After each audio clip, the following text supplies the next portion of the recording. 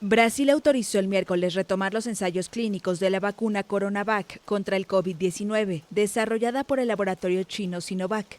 El organismo regulador sanitario de Brasil había suspendido los ensayos el lunes, argumentando que un voluntario sufrió un incidente grave.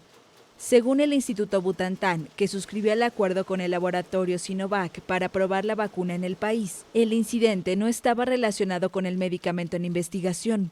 Autoridades locales informaron que uno de los voluntarios murió por suicidio.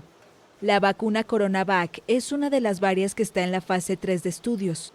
Los laboratorios Pfizer y BioNTech aseguraron esta semana que su futura vacuna ya es eficaz en un 90%.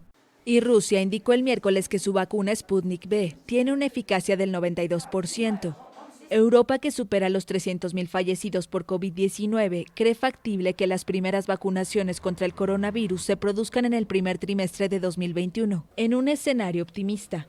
Según las autoridades de salud, la situación ante la pandemia en el viejo continente es muy preocupante.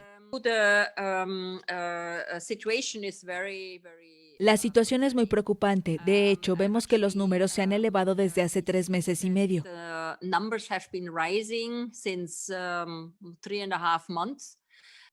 Las restricciones para intentar frenar la propagación del virus siguen aumentando en los países europeos.